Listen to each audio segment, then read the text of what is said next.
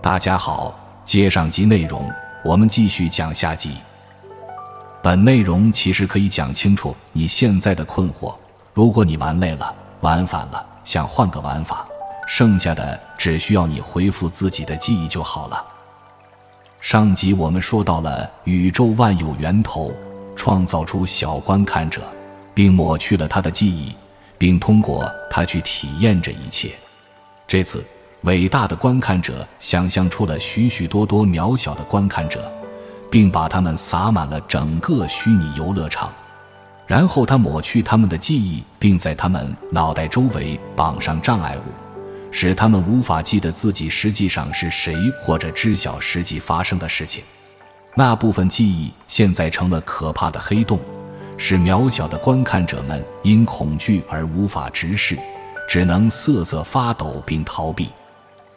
因此情感的幻象就诞生了。现在伟大的观看者解决了2个令他感到无聊与悲伤的问题了。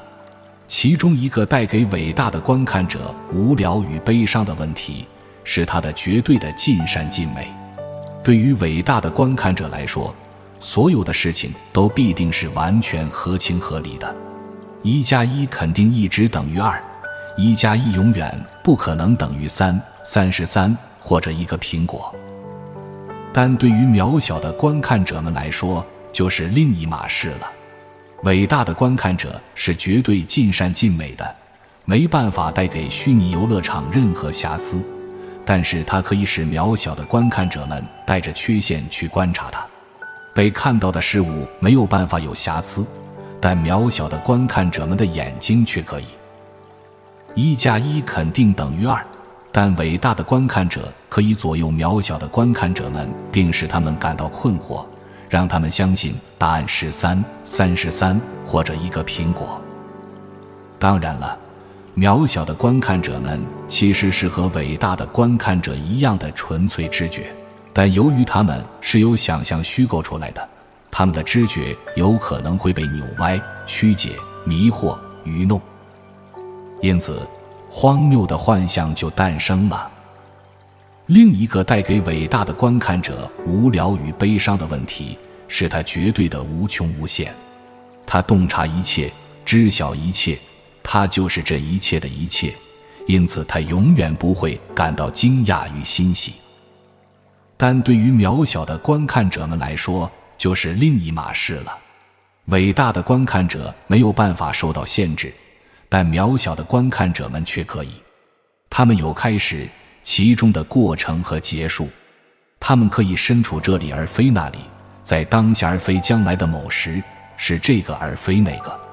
渺小的观看者其实就如伟大的观看者一样无限，因为他们其实就是伟大的观看者，但由于他们是被想象出来的，他们可以被想象成一些能够相互吸引或排斥的带极性的微小个体。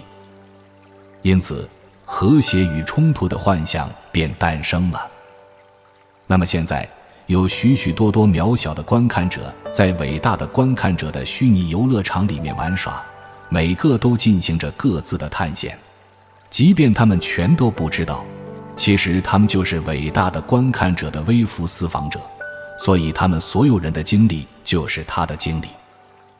现在我有很多的朋友了，伟大的观看者感叹道，我永远都不会觉得孤单了。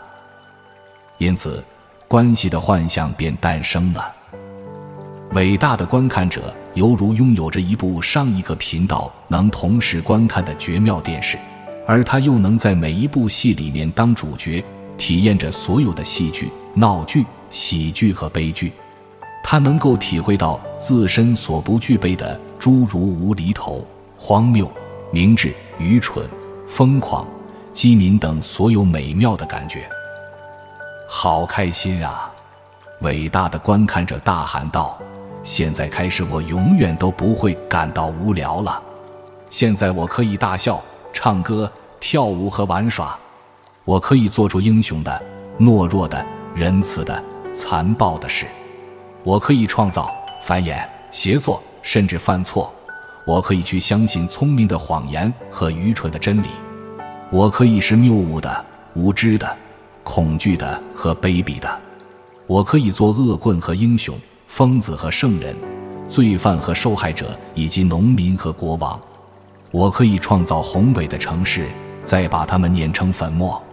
我可以体验快乐和痛苦以及所有的情绪，对折磨与快乐均等视之，让受苦与欢欣并驾齐驱，使憎恨的好处不亚于仁爱。但可别老是和平与满足，因为那很无聊沉重，又有什么意义呢？对吧？就这样，伟大的观看者解决了关于绝对完美和绝对无限的疑难问题。现在，伟大的观看者开心到想要拍拍手，但他所能拍的也就是你的手。所以，伟大的观看者，请你现在就充满惊讶与欣喜地拍拍自己的双手吧。因为你就是我，我就是你。也可以说，外面没有别人，只有你自己。你就是那个先天地而生的伟大的观看者。谢谢观看。看到这里，希望订阅、转发，以便帮助到更多有缘人。我们下期再见。